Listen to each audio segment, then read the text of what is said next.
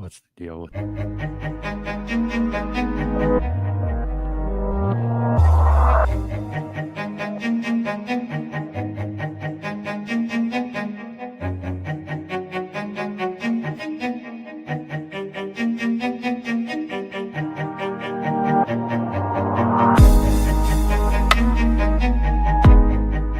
Is it in the keys? The fingertips that reach out to touch them? The string that begs to be bent? Or is it in the notes on a page? A foot to a pedal? The infinite space between imagination and skill? Or is it simply music?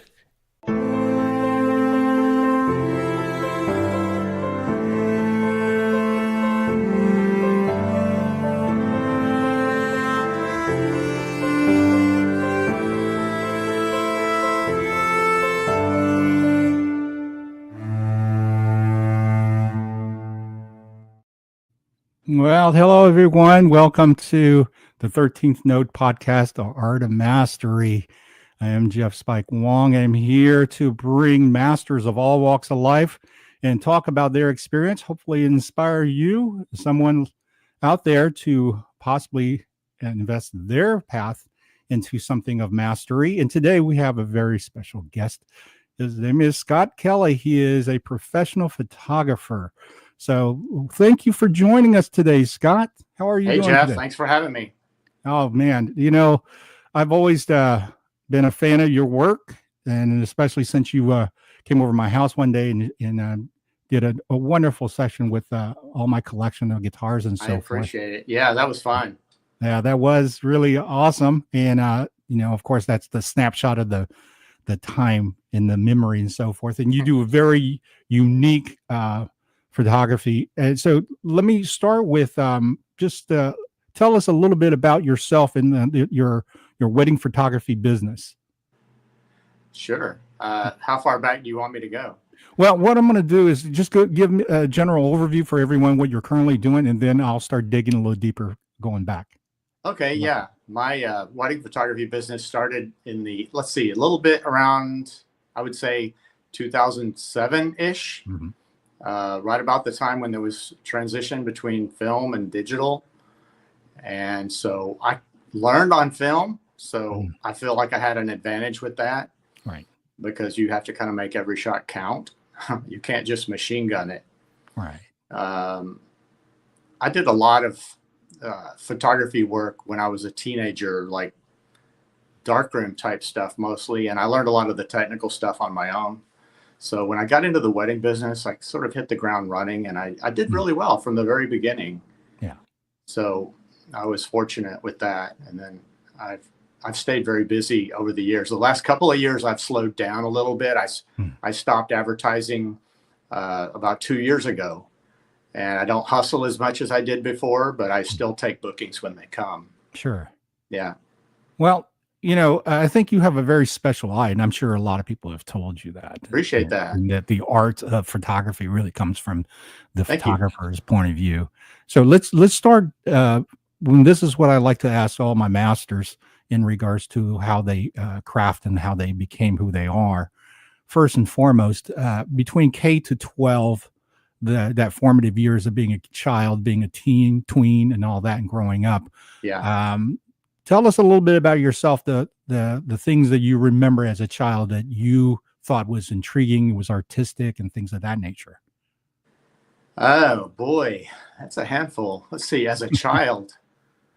Yeah, I always felt creative. Even before I thought about photography, I was a daydreamer. Mm-hmm. I got in trouble in school many times. Sure. I'll tell you a funny story. I was in the cafeteria one day, and I had these black plastic rim glasses that I wore all the time. And at the cafeteria, I don't know if they still do it this way, but they had the little, portions in the sections of a plastic tray. Yes. And so we had mashed potatoes and green peas that day. And I got this idea in my head that I was going to I took my glasses off and smeared mashed potatoes all over both lenses and then I put a green pea in the center of each one, and then I put them on, and all the entire cafeteria literally busted out laughing, and I had everybody rolling, and it was awesome. And then everybody went quiet kind of suddenly, and I could see underneath my glasses, and I could see the teacher's feet there, and so they didn't like that, so they took me to the principal's office, and even they thought it was funny, but they felt obligated to slap my hand. Wow. Yeah. Texas and corporal punishment, right? Right. That's funny. Were you a type of kid that liked to draw a lot? Oh, yeah, I did actually. I wished I would have thought about that. I would have had something prepared. I have a pencil drawing that I would love to hold up, but I don't know if I could find it on short notice. That's okay. Very detailed pencil drawing. I literally spent, again, in class daydreaming, not paying attention. My dad and I went fishing a lot, offshore fishing. I knew incredible detail about the ocean, about all different fish, all the different, things that can go right and wrong on the ocean. Yeah. And I had plenty in my head, and I drew a cross-sectional picture of a oil rig platform in the ocean and all the fish that were underneath it and all the things that might be happening below the surface. My family still has that drawing, just a pencil drawing on a piece of notebook paper. I probably spent a whole week creating it in class instead of paying attention. Sure. Yeah. How old were you? I'm sorry. How old were you? Junior high. Junior high. So we're talking about what, 12, 13, around that age group? I guess so. Yeah. Yeah. That's fantastic. Were your family artistic and musical and those type of things? Well, my dad, he spent a good part of his life as a musician. Oh, okay. So he loved to play in a band. He did that.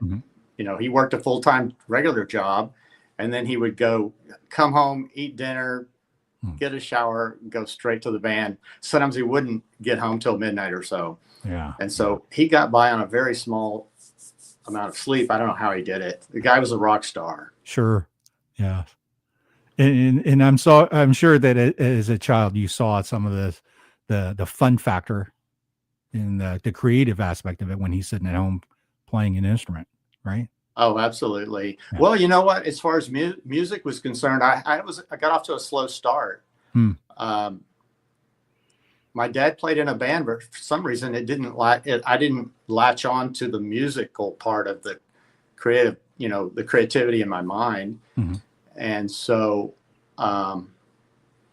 he even bought me a guitar. Matter of fact, that's it right there. That Fender. Wow. I don't know if you can see it. Yeah.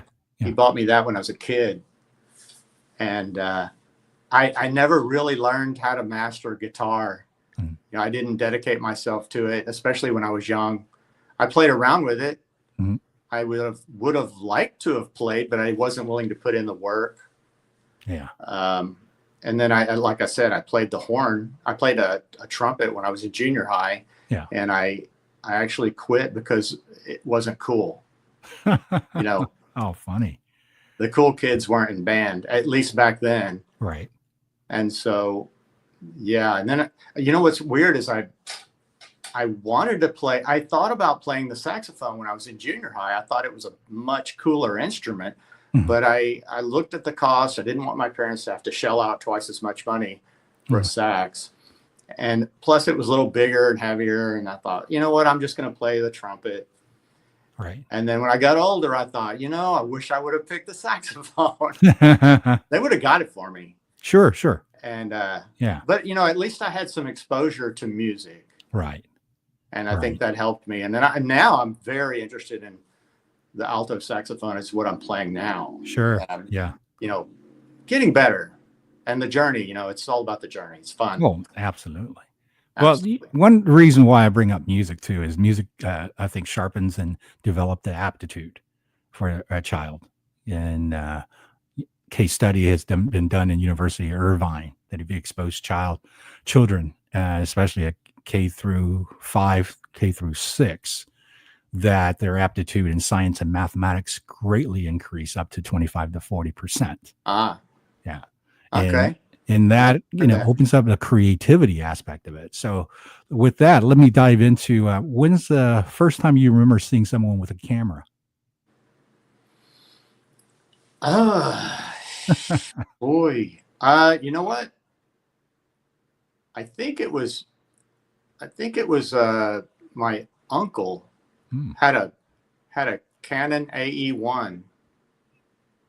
Have you heard of that? No, I'm not It was familiar with a the very E1. popular camera, film camera. Yeah. Back when I was a kid. Yeah. And he let me borrow it on a vacation, and it was all manual. Right. I learned all the manual controls, and so much better if you learn how to shoot manual. You can just do so much more. Yeah. And then I ended up getting a couple of inexpensive cameras, piddling around with them, learning the basics. Made some, huge blunders in the beginning, and quickly realized, that's not good. So, Why is that? well, I think a lot of people go through the same thing. Mhm. For example, my dad would take me fishing quite a bit on the ocean, and we didn't do ordinary fishing trips. We did we went out in the ocean. We didn't just fish on a pier or go to the Right. bay. We went out for the big stuff. Yeah. And so a lot of times we were out there so far you couldn't even see land, and there wasn't much to take a picture of, unless you got a fish. Mhm. And so I was so eager to use the camera. There would be like a ship in the Mhm. distance, and it's so far away on the horizon, it just looked like a little black line on the horizon. Yes. And I would take a picture of it, and my dad would say, "Scott, don't waste your film on that. You can't even tell what it is you're taking a picture of." Yeah. And he was so right. And that was my first photography lesson. Interesting. Yeah. And what age were you at this point? Oh, I was, I don't know. I probably was 10, something like Okay. that. Okay. So you're fairly young. Yeah. Yeah. Yeah.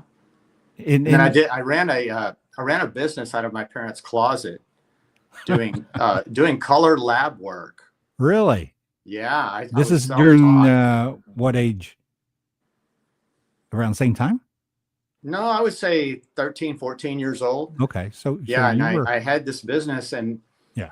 I was self-taught. Color is a lot more difficult than black and white. Most people just learn black and white if they're going to do their own developing and all Right. that. Yes.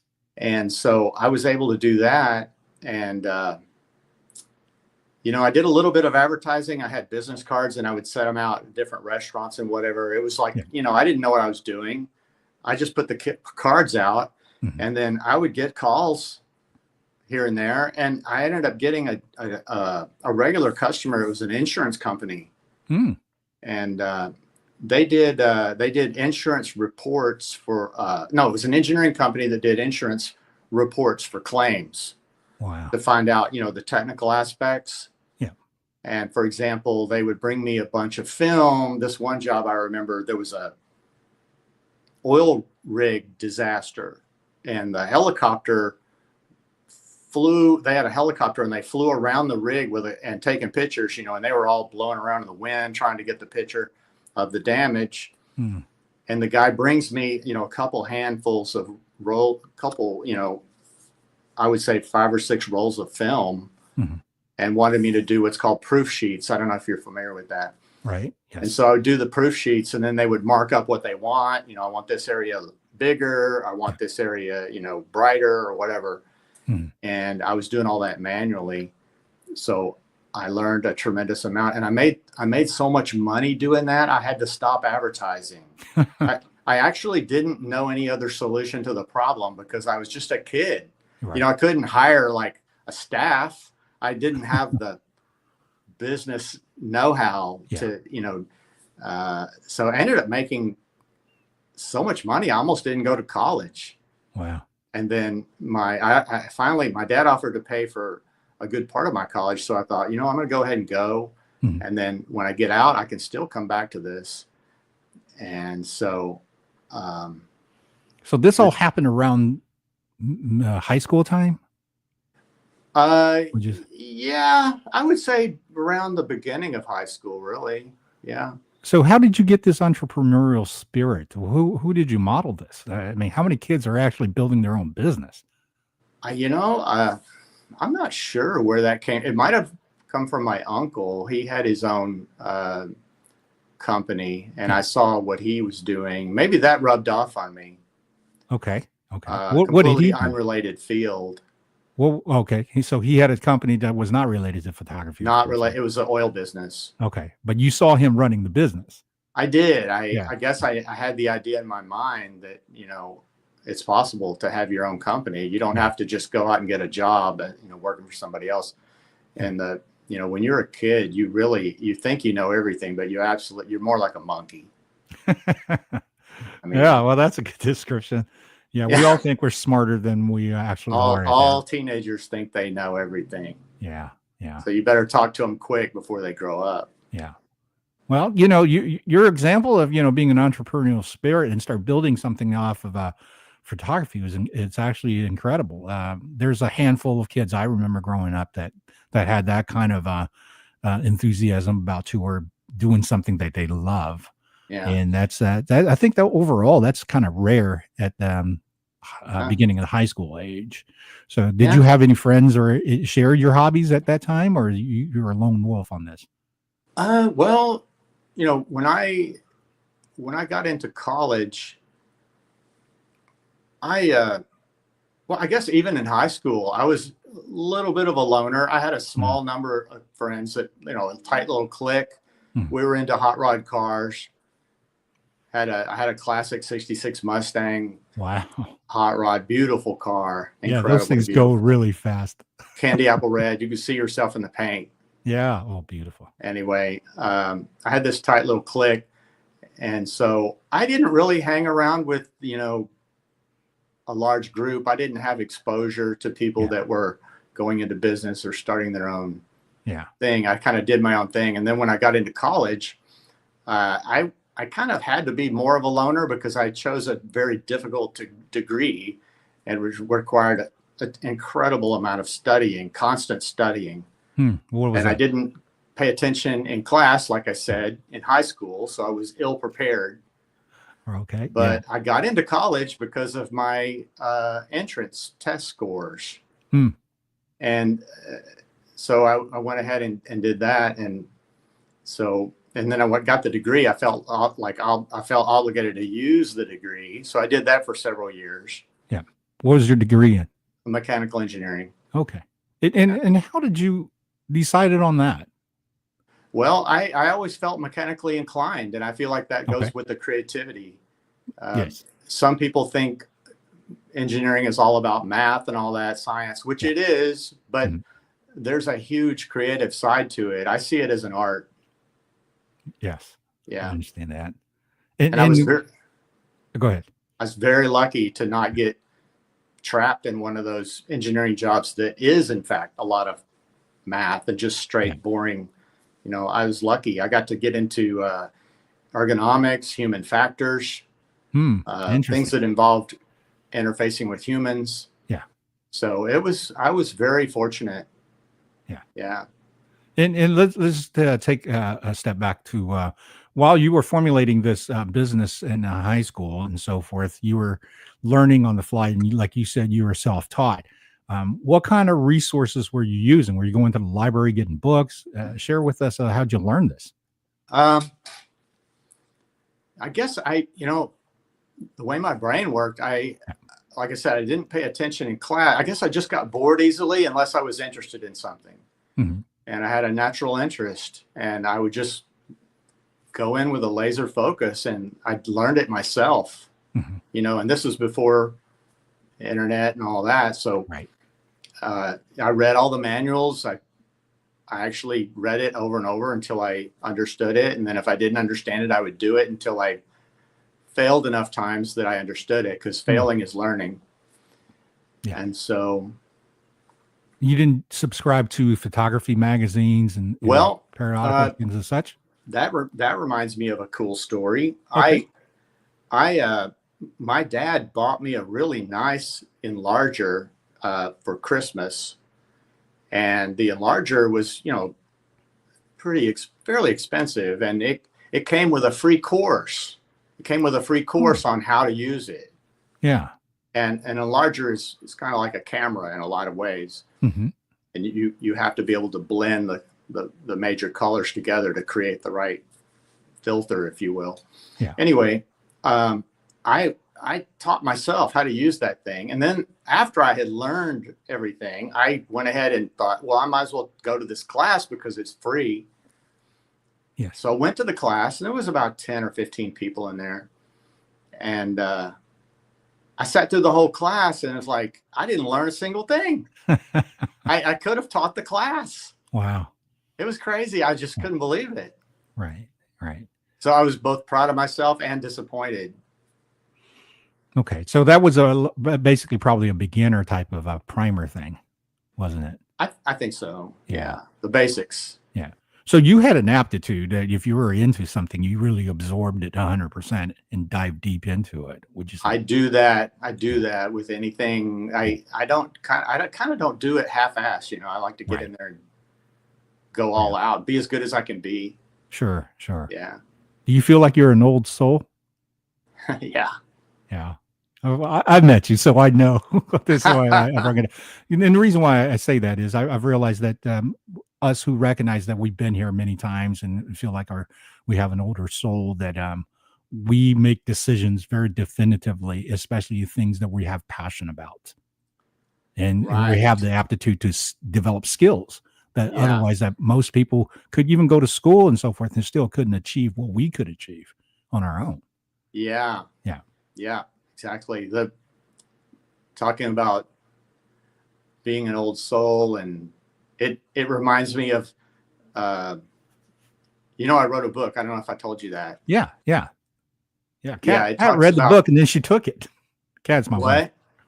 Remember my wife, Kat? Yeah. Yeah. She read your book and then she took it. I didn't know where she put it, but she liked it. She said it was a fictional science fiction. Yeah. It talks about reality, consciousness. Yeah. The possibility that we're in a simulation. Yes. It's I'm actually working on a new improved version of it right now. Oh, fantastic. Yeah, it's going to be a lot longer. It's going to be a little more polished. Right. And then I'm also working on a third book in parallel, and that is about the wedding business. And it'll appeal to a much broader audience. Yeah. Well, that's fantastic. Yeah. When all those things come out, make sure let me know. Yeah. Definitely. We'll, do a thing for sure. And let all the audience know, and maybe we have a different podcast on that. Fantastic. Yeah, that'd be great. I know you're very diverse and you're very, very easygoing guy. So I think that helps contributes into your success. There's no doubt. Appreciate it. And but the key thing in being a great photographer, it goes back to your eye. It comes, how well you can see something, how well what you saw tells that story, and does that story move emotions. Did you know that kind of so-called process when you were young, or how did that come about into your psyche? You mean like learning how to be a good photographer? Yeah, like seeing something and go, that looks great and it feels like this, and going in the direction of that, because I see your feedback in folks that you have caught their memory at their most important day couldn't even fathom how great that day was until they saw your representation of what you caught on film. Yeah, that makes me feel good because I know that it's paying off and people appreciate my work. Absolutely. And it's really, even if you take bad photos, you're gonna serve a purpose. But if your photos are good, it's just so much better. It's because that photo that they see, it becomes their memory. Because a lot of times these people, they didn't even know that happened during their wedding day. I'm sure you've been to a party or maybe you were a host of a party, and you can only cover so much ground, and you're not even aware of all the conversations that are going on around you. Yeah. And so I get this a lot with my brides. They will come up to me and say, "Oh my God, I didn't even know that happened. And you've got the most beautiful photo of it." Yeah. And so they have a lot of appreciation for that. And that makes it so good for me. You know, when I get that kind of feedback, it really does make my day. I'm not doing that just for marketing. Right. It's a good feeling. Right. Well, I assume that got better and better as experience and as you got more and more involved. Yeah. You know, it was a mixture of, I kind of, like I said, I go all in, and from the beginning, it was like self-taught. It was also, I went to the wedding convention in Vegas. Okay. It happens every year. Yeah. Biggest one in the world. And so I go to listen to the speakers. I go to the seminars. I do all that. And so I apply everything and I absorb everything, try to learn why they're saying what they're saying and whether or not I can replicate it or improve it. Right. And then you just pick up, if you're motivated, it's all about motivation. You know, if someone's motivated, there's no limit to what they can do. I'm sure, you know. Yeah. You know, you learn little things, you pick up things here and there, and then you start applying them and you don't forget them and you just keep piling it on.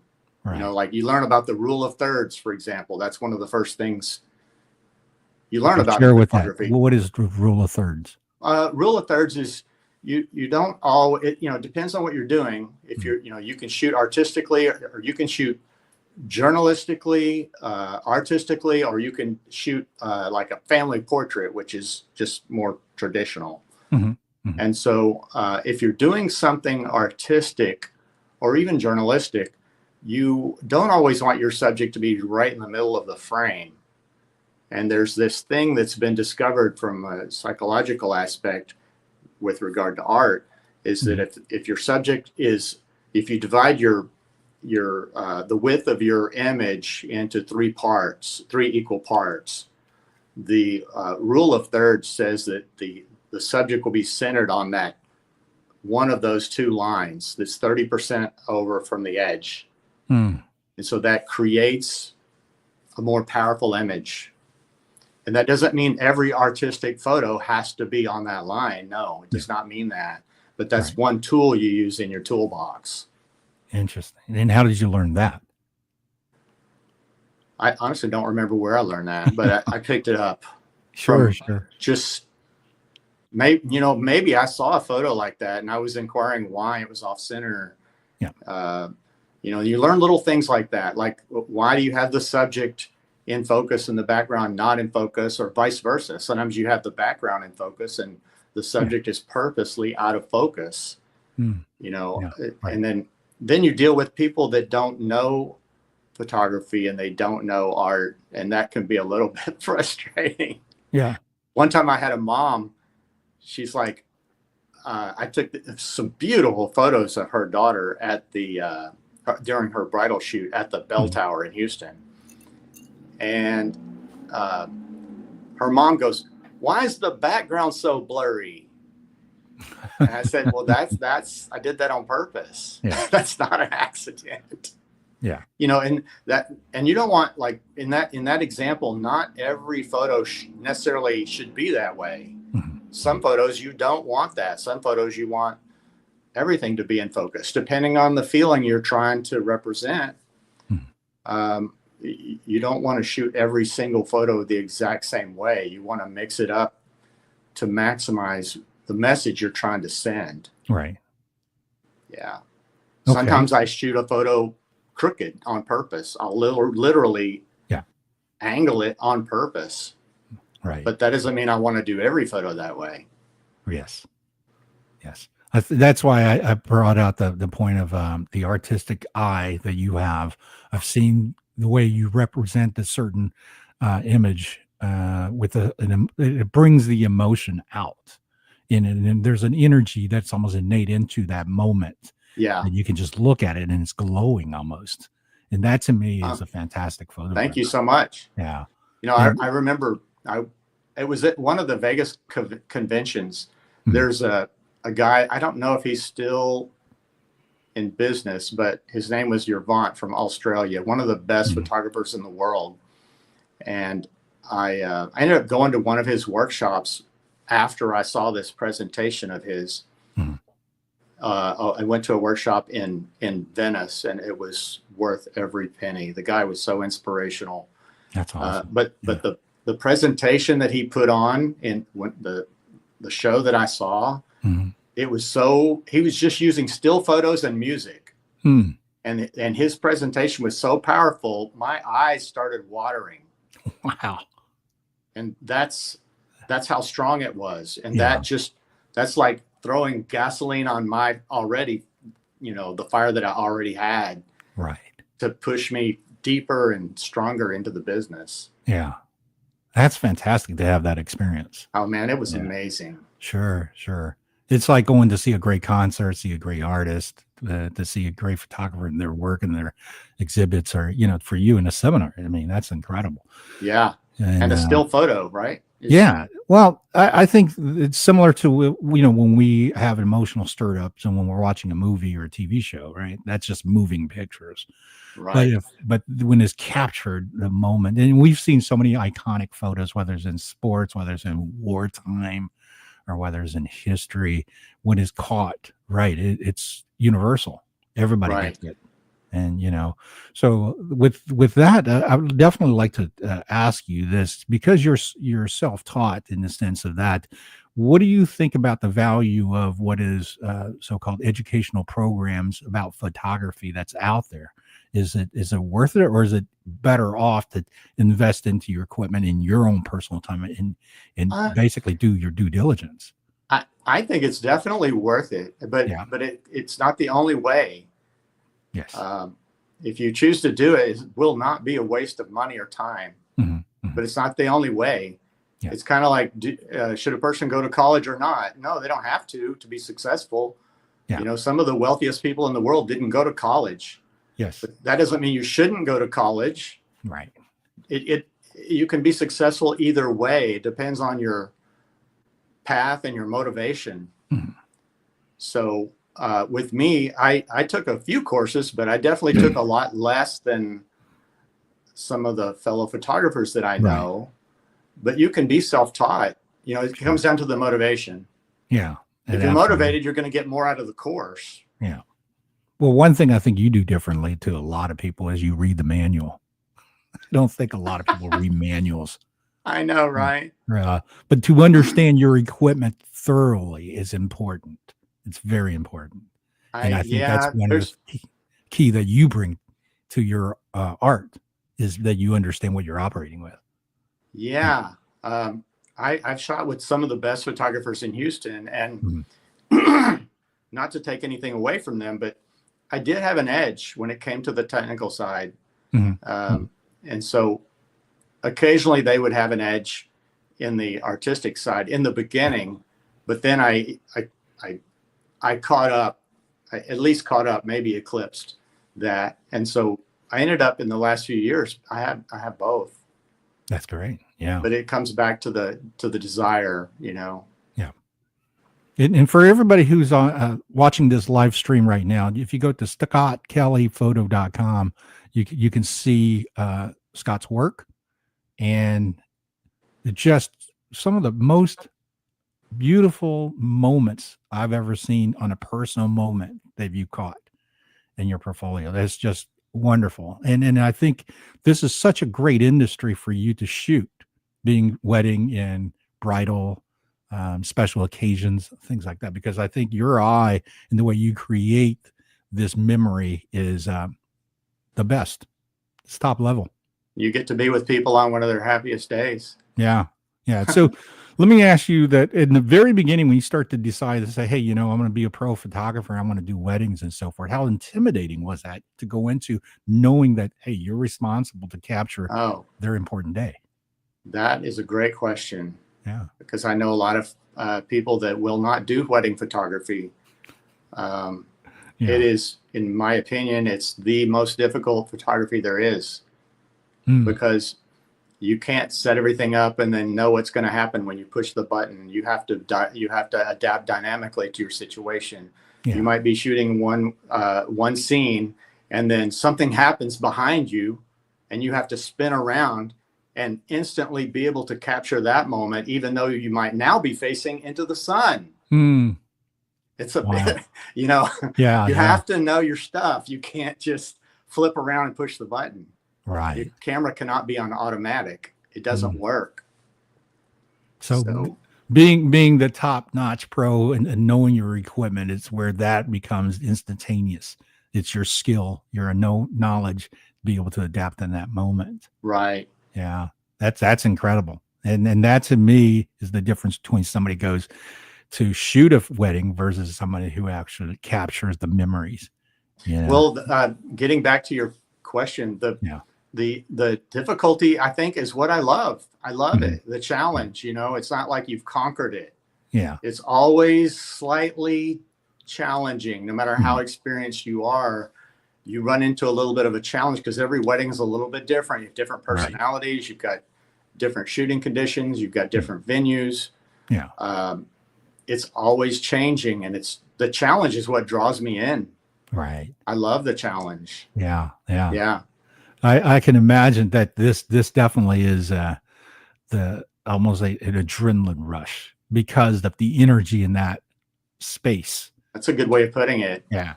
Yeah. I can only imagine because, having only been attendees or, partake, but I've never tried to document anything like this. But I've always recognized, man, this is just the apex of that moment of that person's life. Yeah. Yeah. And to have everybody celebratory and have all the energy in a positive direction and everybody overwhelmingly celebrating. Yeah. Yeah. And you find yourself getting swept up in it and being, Sure. Excited and happy right along with them for their happy day. Yeah.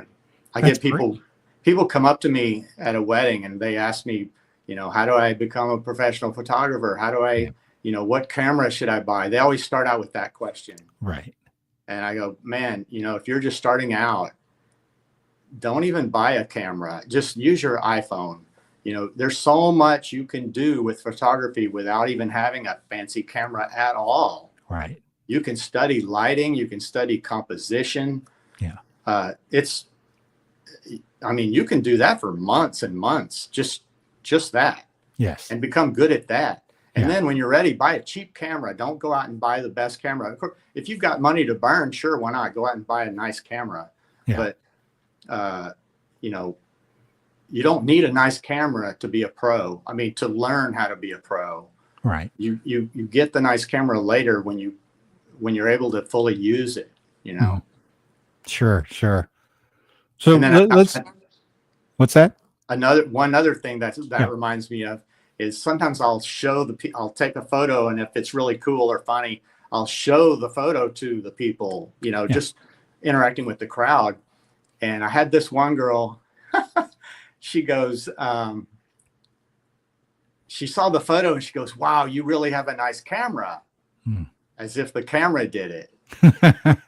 And Right. I told her, well, if you eat a nice restaurant and the food's really good, do you tell the chef he has a really nice stove? Right. Spot. That's great. I know. I love it. Yeah. Well, that just shows you the so-called the ignorance of what common people see about photography. And this goes, I think, a lot to other industries and different levels. It's because of the equipment. Okay. It's because you just went to school and got this. Oh, okay. And they don't really see how much hard work, how much theory thinking through problems that you went through before you got this type of results consistently. So that's something that, the Art of Mastery really want to get this message out for people out there who is inspired, wanting to be great at something, how much effort that you must understand that you have to dedicate to become a master. Well, it's also important to think of it this way. If you're passionate, it's not even going to feel like hard work. Yes, that's right. Yeah. So let me ask you this part, because you have already told us that, you got into film development, you shot on film to start as a kid and so forth. And ultimately, I would say, what do you think, 20 some years ago, when the digital camera came into the market, into the mass market, and we started to change, there was a lot of still, I think, traditionalists fighting that digital could never do what film was doing, and I know the Hollywood film industry was actually having a big issue over this. As a photographer, what did you miss about using film, or is there anything missing versus what you're using today using digital technology? When the transition happened, Mhm. I was a little skeptical myself, but it didn't last long. I got into digital pretty quick. Mhm. But I did, before the transition, I actually used the film, and I didn't do this you know, I didn't do this in a slick marketing way or anything. But when I was at a bridal show, I would tell them that I shot with film, and I presented that as a positive, Mm. because Yeah. the public, they didn't know they don't know the difference, and they are afraid of digital just as much as the average person. And so I sort of capitalized on that fear, but I didn't do it intentionally. Mhm. I just went along with what was already there. I went along with the pre-existing feelings, and I Right. said, I made it into a positive, like advertising. I shoot film. I haven't done the digital thing, and they actually hired me for that. Mm. But Yeah. but shooting film is hard. It's Yes. it's great if you learn on film, because you learn to make every photo count. Yes. But when there's logistical challenges, like, for example, to do a good job in film with a wedding, things move quick, and Yeah. you need an assistant, and you need a second camera ready to go, loaded with film. Mm. And so when you're done, when your film is used up, you swap with your assistant, and then she will unload and load the camera and have it ready for you when you're ready to switch again. So Right. you have to constantly be switching cameras and know when you're about to run out of film, and it's a balancing act. So Yeah. I was welcoming when I found out I could do as good or better with digital. I embraced it fully. Sure. Yeah. Yeah. I think music production on the same parallel line, everybody was poo-pooing it until they start recognizing, wait a minute, we could do a lot more with this Yeah. efficiently with it. There's a certain nostalgia that goes with film, but Yeah. I would say the technical advantages are few. Yeah. Interesting. And that's the part that you didn't feel any kind of regards to leaving the old way, going into a new way. You kind of miss anything of that? No, I never look back, really. Good. Never look back. Yeah. Well, I can understand because, I think everybody now who's got an iPhone or, a smartphone, they're shooting. There's more photos taken today on the planet than ever, I think, in the history of the planet, just because the technology allows it. Yeah. It's amazing. And one unfortunate thing is the public, and I predicted this maybe 10 years ago, but the public has become somewhat desensitized to imagery because it's everywhere. Mm-hmm. But in the beginning, it was easier for people to enjoy art, and now they're so saturated with images. It's in my opinion, it's harder for people, the average person at least, to enjoy art. Mm. And then you have people that you have what I call I don't really have it. How some people can be like tone deaf in music. They just can't keep a beat. The same thing exists for visual. Like I've run across a few people here and there that have no idea that you can show them the most beautiful photo right next to a terrible one, and they think they look about the same. Interesting. Wow. They just don't. Yeah. They don't have that. It's not in there. Right. Or they'll use weird words, like they'll see I think words matter. So like with a landscape photo that might be a beautiful sunset or something, you wouldn't refer to that as cute. Okay. Yeah. Right. Cute is for puppies and babies. Yes. Not landscape photos. Yeah. Yeah. And I see people, referring and using the wrong words, and it's like, that's not cute. That's beautiful. Yeah. Or you can say amazing, or, but cute is inappropriate for that. Funny. Yeah. Well, I think aptitude has changed quite a bit in regards to convenience, because we have such technology and devices and Right. access to information, I think our brain tend to got lazy in some respect, like you said, not being able to decipher the difference or have I would say, a unique point of view or unique experience looking at it. So Right. Yeah. that part is interesting. But we're not going back to film in sense of where digital's ran its course, so we're going back to that. Right. I don't see that going on at all. I agree. And also the two is that let's talk about post-production. How big is post-production in the photography industry? Good question. It's incredibly important. Hmm. I mean, incredibly important. Yeah. A good rule of thumb is that if you shoot for 8 hours, you're probably going to be in post-production for another 8 hours. Okay. It's about the same. Yeah. So people, a lot of people think you do a wedding and you go home and have a margarita. No, that doesn't work that way. Well, you might have the margarita, but you're going to put in the work later. Right. Yeah. So on an average wedding, let's say 200 guests, how many photos would you shoot for something like that? 200 guests, maybe 8 hours, 8 or 10 hours of wedding. That might be, I would say the deliverable would probably be about 800 or 900 photos. Uh-huh. And I shoot about twice as much as that. Man. So I don't keep every photo that I take. Right. You gotta shoot redundant shots for things that are out of your control. Sure. Like blinkers. Some people blink. Mm-hmm. You've got to take on the important shots, the shots that they're going to be looking for. Yeah. You have to duplicate those because sometimes people are blinking and you don't have time to study the photo and make sure everybody's eyes are open. Right. Sometimes you do that, but most of the time you've got to put time as a priority in a wedding because you want things to click along. You don't want to be sitting around staring at your camera. That's right. And I'm known for doing family shots in 25 minutes, which is fast. Yeah. Yeah. You do work very efficient. I noticed when we were doing our shoot, you were very focused, and you knew how you were wanting to move, and you were basically waiting for me to catch up to you, and that shows you just how well prepared you were. And that's, appreciate it.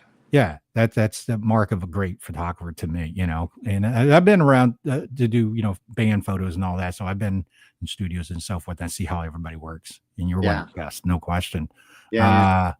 The thing is, when you were doing film opposed to digital, you didn't have the luxury to be able to see things right there and then. How would you assess then at that technology and saying, hey, I better shoot more of this, like you say, blinkers and so forth? How do you make that decision? Well, for family portraits, you really have to do, that brings up another point with film.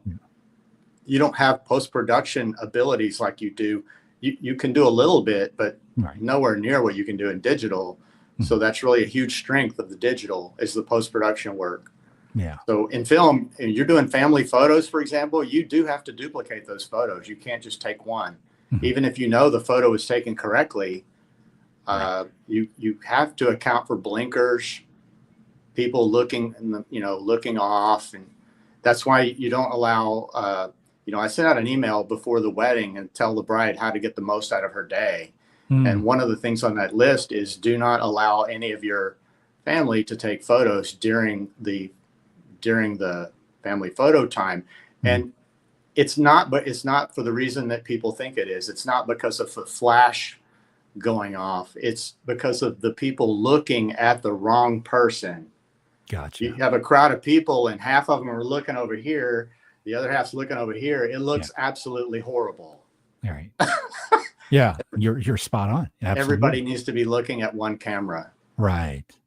Wow. Yeah. See, little details like that matters. Little things like that really add up over the day. There's a lot of things like that. It really adds up. Yeah. And that's one of the things that can make you a successful photographer. Yeah. Is to pay attention to that. Right. No question. Yeah. So let me ask you this question, and this is something that I came into my mind. If you had to decide what's more important, the lighting or the quality of the lens? Oh, I would say lighting for sure. Okay. Yeah. In this being that a subpar lens can still capture what you want, but bad Oh, lighting, good lens can never fish it out. absolutely. Okay. I mean, I've often joked around about how hard would it be to shoot a wedding with an iPhone. Yeah. It could almost be done. I wouldn't want to do it, Yeah. but if the lighting is correct Mhm. and you're not worried about motion or timing blur or anything like that. Yeah. If you're not worried about those things, you can take beautiful photos with an iPhone. Yeah. But you can't compensate for bad lighting as well as you can with a pro camera. Yeah. Yeah. No question. So if I was to shoot from a digital camera at a high resolution, but I'm filming a video of it, to extract photographs out of that, would that be as good as a still photo taken from a camera? In most cases, no, Okay. won't be as good. And share with us what causes it not to be on the same level. It's just grain. Okay. You know, it's going to be more grainy. The film, if you have the best movie camera and you're comparing it to one of the crappiest still photo cameras, then it might be in the same ballpark. Right. But on average, to answer your question, is the photo won't be as good. Right. Now nowadays you have more tools. You could take that, like if you got desperate, if you're in a bind and the photo only exists in that movie camera, you could take that clip and use AI to generate a really nice image. And that would be sufficient enough, right? It would probably get you by. Yeah. Well, you know, the world's changing, and like you brought up artificial intelligence, and that's now start to become part of our world. Right. I just know that there's a lot of guys who's invested, you know, tens of not hundreds of thousands of dollars into movie quality cameras like Sony Reds and things of that nature. Right. And then they shoot something, 10 minutes of it, and they pull the photo out of it because that would be the still to use for promotions and whatnot. Right. And at that level, I think it's probably workable. Like you said, you can do it, you can use it, but to take still a photographer to set people in a studio is still the way to go. Yeah. I believe that. Yeah, for sure. Hey, Jeff, can you excuse me just a minute? Yeah, sure. So the interesting thing is that everybody out there is streaming, watching this stream. The thing about Scott's shoots, and if you go to his Scott Kelley photo website, and his last name is spelled Kelley, so Scott Kelley photo singular.com. Go to his portfolio to really look at how he caught and captured these moments and the way he's done it. And what I really loved about it is the way he brings the energy into these photos, especially the ones with, you can tell it's probably the groom with all his buddies and the best man and so forth. The fun factor it has brought in capturing it, I think, is very unique. And then, of course, it's the bridal day, right? The bride's ultimate day. A lot of them have been probably dreaming about this since they were little girls. So for Scott to capture the elegance, the beauty behind it, that to me is the quintessential moment that bride is looking for.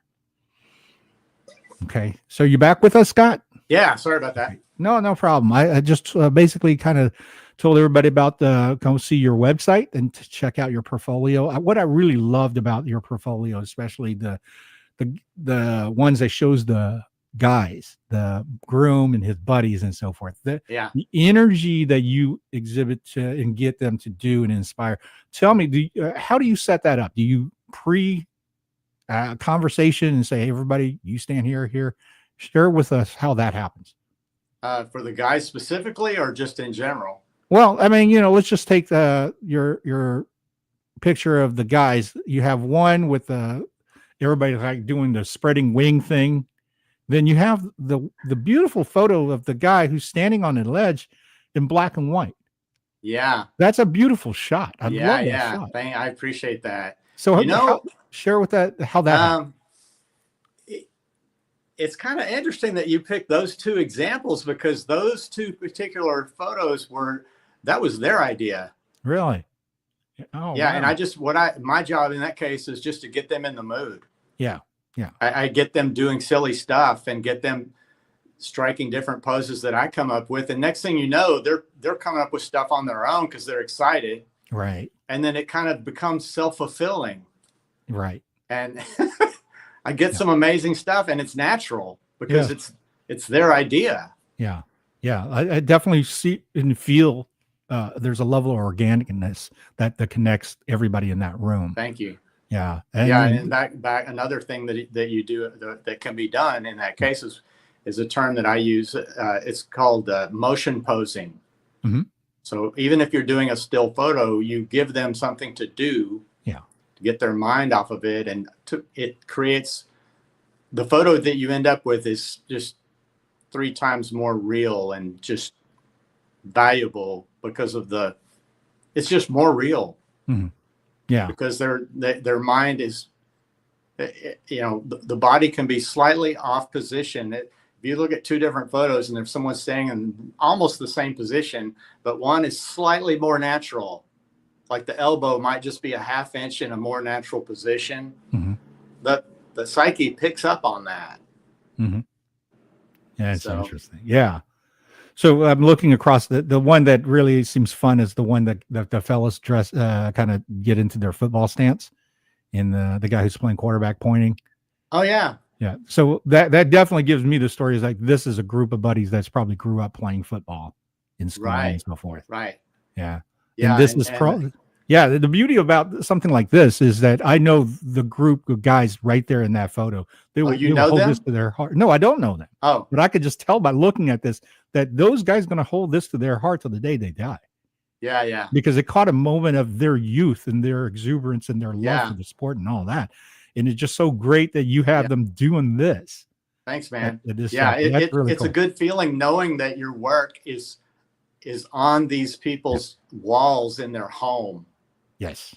And I'm like, I did that. Right. Right.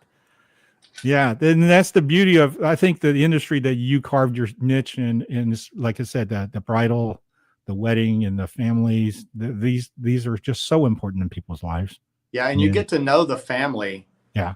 Because they'll do like an engagement shoot, they'll do a bridal shoot on a different day. And then you've got the actual wedding day and you show up early and you do the pre-ceremony, and you really do get to know these people, and it's very satisfying. Right. No doubt. Then they have babies and they get you to come over and take a shot of the baby. That's wonderful. And the family photos. And so it's an ongoing thing. It's wonderful. Yeah. Well, people do business with the people they like and trust, and you're very likable. You're very trustworthy, and your work is, the best. So of course, anytime we want to document something important in our lives, we want to shoot a photo session, let's call Scott. And this is one of the things that I loved about too, is that as I was mentioning to the audience, the bridal day, this is the most important day of their lives since they were kids. And I love how you showed the elegance in the lighting that you use to give them almost just that angelic beauty. Thank you. I mean, it's beauty. That's all you can look at it. You know that they spend wazoo of money in their outfit. Yeah. And, oh yeah. Yeah. Their heart is so into it because they know their life is changing. Yeah. So let's say this shot with this beautiful blonde in the white, and she's doing the garter shot. Was this a bridal shoot on her own, or was this actually live in the wedding? You caught that. Which one is that? This is the blonde girl pulling up a garter right after the football guys. Or no, I'm sorry. This is right past the couple with the lady in the Japanese kimono. And then the next shot is this beautiful blonde hair woman in her beautiful white dress sitting down and pulling the garter up. Oh, yeah. So was that shot actually at the wedding, or is this posed? No, that girl pulling up her garter where it's just her in the shot. Yeah, that was a bridal shoot. Okay. So this is a captured staged image, would you say? It was staged, but that's one of those motion posing shots. Right. It's So, gorgeous. It's a gorgeous shot. and it really is great for the bride because it's so much of this is mental. Yeah. You know, they get a chance to hang out with their photographer, develop a comfort level. Mhm. They learn how to look good on camera, basically, which is one of their goals. Mhm. Aside from being, married to the guy they love. Right. But it gives them a practice run, and they're just more comfortable on their wedding day. And it's an investment, but it's a payoff. There's a payoff on the wedding day. Yes. So they have this more relaxed feeling plus they've already got a bunch of photos in their dress. So they're not too worried about micromanaging, the photographer. And that's not usually a big problem anyway. Brides usually let me do my thing. Right. Sometimes they'll say, well, I need you to tell me what to do when I first show up. And I'm like, don't worry, I'll be bossing you around plenty. Yeah. Well, they trust you. I'm sure once they already had that conversation, get to know you, and they've seen your work, they're going to trust you. Yeah. We're looking at on your portfolio such beautiful moments, especially like this kiss where everybody's throwing, confettis and celebrating. That's priceless.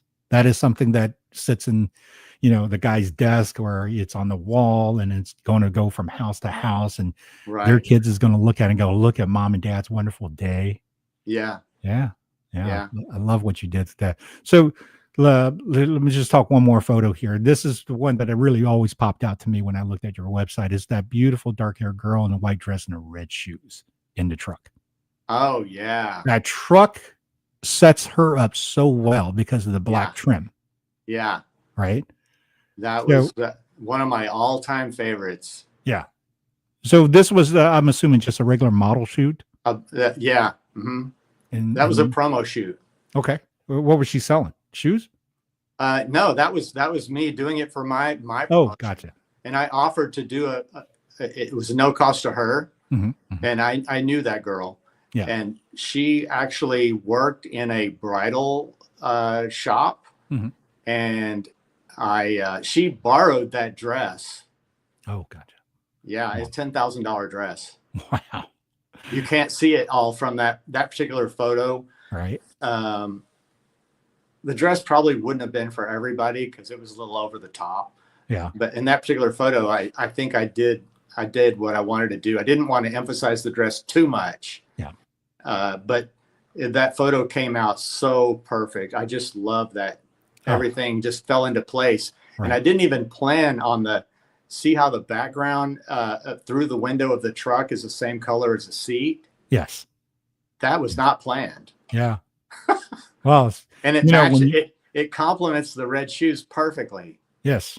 Well, that's one of the first things that when I saw this photograph, I just went, wow, what a beautiful way to kind of use your colors. And I borrowed that truck. That truck from a friend. And then I think it was a year or two later, I bought my own 52 Chevy. And I'm sure I showed you the photos of that. Yeah. Where it was another guitar shoot. Yours was actually the second guitar shoot that I did. Right. I do remember seeing that truck. And those came out fantastic. Yeah, absolutely. Absolutely. So, okay, let me just ask you one more on the question on the photograph in your portfolio. This is him, the man holding, I believe, his wife in the flower dress. He's in a green shirt, and they're in the nature in a park, and the sun is just peering above the crown of her head. Oh, Scott, what happened? We lost Scott. Oh, let me see if we can get him back. So until we get Scott back in the thing, go to scottkelleyphoto.com. And Kelly is spelled Kelley. And scottkelleyphoto.com. If you go to his portfolio, you will see